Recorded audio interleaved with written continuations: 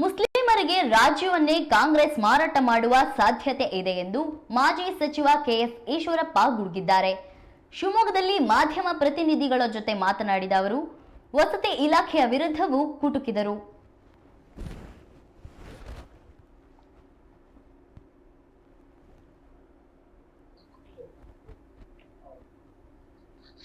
ಮುಖ್ಯಮಂತ್ರಿಗಳಿಗೆ ಉಪಮುಖ್ಯಮಂತ್ರಿಗಳು ನಾನು ಕೇಳಕ್ಕೆ ಇಷ್ಟಪಡ್ತೇನೆ. ನೀವು ಹೋಗೋದ್ರೊಳಗೆ ಕರ್ನಾಟಕ ರಾಜ್ಯವನ್ನ ಸಾಬ್ರಿಗೆ ಏನಾದ್ರು ಮಾರು ಹೋಗ್ಬೇಕು ಅಂತ ತೀರ್ಮಾನ ಮಾಡಿಬಿಟ್ಟಿದ್ದೀರೇನೋ ಅಂತ.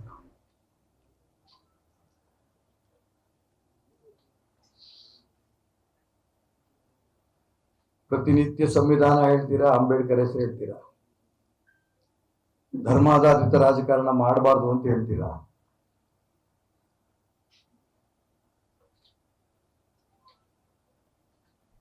ಆಡೋದು ಆಚಾರ, ತಿನ್ನೋದು ಬದನೆಕಾಯಿ ಅಂತಾರೆ ನೋಡಿ.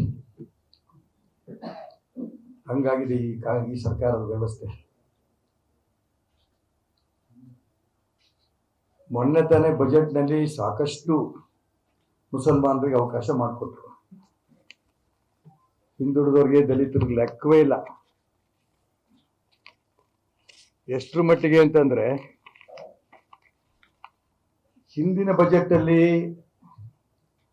ಅಲ್ಪಸಂಖ್ಯಾತರು ಇಟ್ಟಂತ ಹಣ 910 ಕೋಟಿ. ಈ ಬಜೆಟ್ನಲ್ಲಿ 1913 ಕೋಟಿ, 13.97 ಕೋಟಿ, 1914 ಕೋಟಿ ಅಂತ ಅನ್ಕೊಳ್ಳಿ. ಡಬಲ್ಗಿಂತ ಜಾಸ್ತಿ.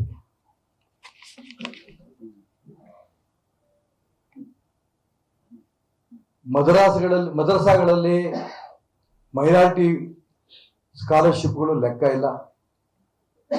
ಶಾದಿ ಭಾಗ್ಯ, ಮುಸಲ್ಮಾನರ ಮದುವೆಗೆ ಸಿಕ್ಕಾಪಟ್ಟೆ ಹಣ. ಮುಲ್ಲಾಗಳಿಗೆ ಸಂಬಳ ಜಾಸ್ತಿ.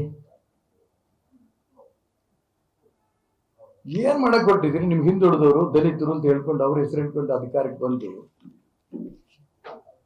ಅವ್ರನ್ನ ಸಂಪೂರ್ಣ ಮೂಲೆಗೆ ತಳ್ಳಿಬಿಟ್ಟಿದಾರಲ್ಲ.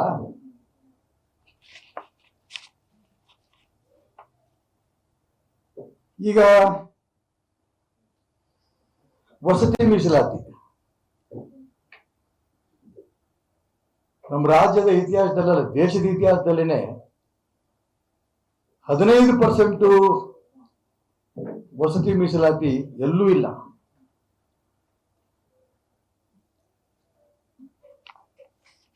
ಮತ್ತೆ ಸುಳ್ಳು ಹೇಳಕ್ ಶುರು ಮಾಡಿದ್ದಾರೆ.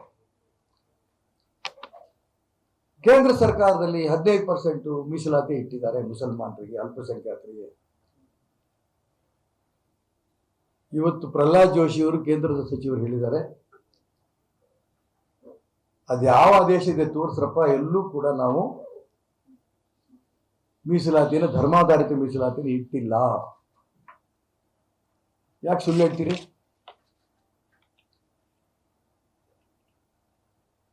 ಇದು ತುಂಬಾ ಸ್ಪಷ್ಟವಾಗಿ ನಾನು ಹೇಳಕ್ ಇಷ್ಟಪಡ್ತೇನೆ.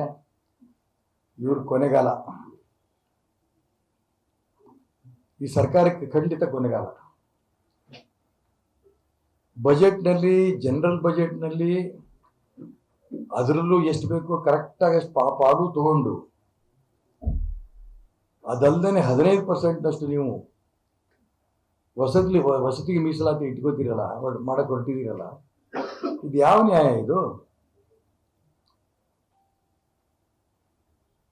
ರಾಜ್ಯದ ಜನರ ಮುಂದೆ ಇಡಿ ನೀವು.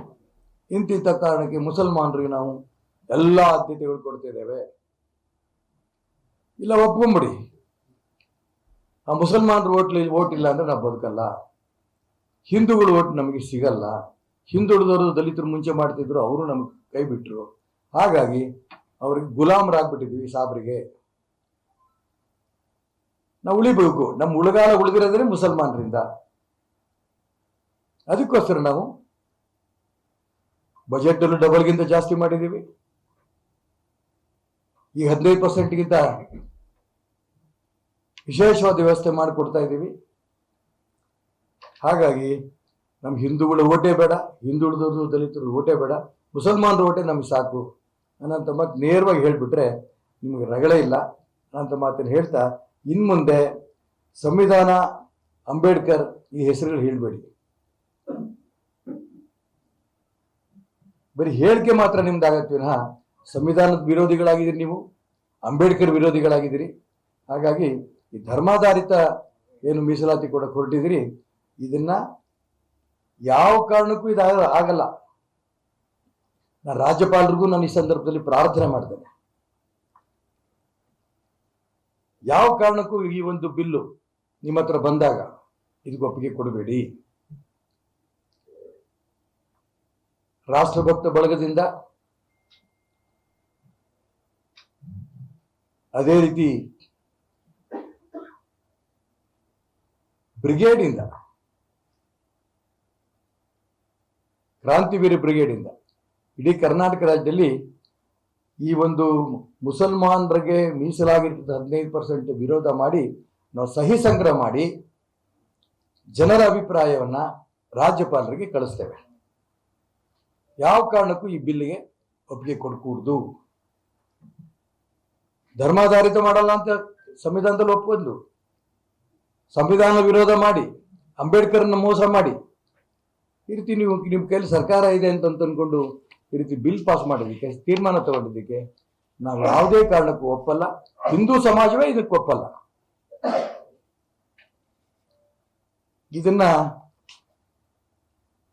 ರಾಜ್ಯದ ಮುಖ್ಯಮಂತ್ರಿಗಳು, ಉಪಮುಖ್ಯಮಂತ್ರಿಗಳು ಗಮನಿಸಬೇಕು ಅನ್ನೋಂಥ ಈ ಸಂದರ್ಭದಲ್ಲಿ ಒತ್ತಾಯ ನಾನು ಮಾಡಕ್ಕೆ ಇಷ್ಟಪಡ್ತೇನೆ. ಇದ್ರ ಬಗ್ಗೆ ಈಗಾಗಲೇ ಮೊನ್ನೆ ನಮ್ಮ ಕಾಂತೇಶ್ ಅವರು, ನಮ್ಮ ಸ್ನೇಹಿತರೆಲ್ಲ ಹೇಳಿದ್ದಾರೆ, ಬುಧವಾರ ದಿನ ಬೆಳಿಗ್ಗೆ 10 ಗಂಟೆಗೆ ಇದು ಪ್ರೊಟೆಸ್ಟ್ ಆಗಿ ರಾಮಣ್ಣ ಶೆಟ್ಟಿ ಪಾರ್ಕ್ನಿಂದ ಶಿವಪ್ಪ ನಾಯ್ಕ ವೃತ್ತ ತನಕ ದೊಡ್ಡ ಒಂದು ಮೆರವಣಿಗೆ, ಪ್ರತಿಭಟನಾ ಮೆರವಣಿಗೆ ಮಾಡಿ ರಾಜ್ಯ ಸರ್ಕಾರಕ್ಕೆ ಈ ವಿಷಯವನ್ನು ತಿಳಿಸ್ತೀವಿ ಅನ್ನೋಂಥ ಅಂಶವನ್ನು ಈ ಸಂದರ್ಭದಲ್ಲಿ ನಾನು ಹೇಳಕ್ಕೆ ಇಷ್ಟಪಡ್ತೇನೆ. ಕರ್ನಾಟಕ ರಾಜ್ಯದ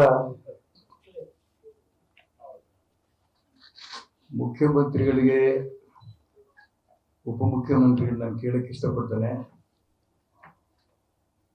ನೀವು ಹೋಗೋದ್ರೊಳಗೆ ಕರ್ನಾಟಕ ರಾಜ್ಯವನ್ನ ಸಾಬ್ರಿಗೆ ಏನಾದ್ರು ಮಾರು ಹೋಗ್ಬೇಕು ಅಂತ ತೀರ್ಮಾನ ಮಾಡಿಬಿಟ್ಟಿದ್ದೀರೇನೋ ಅಂತ.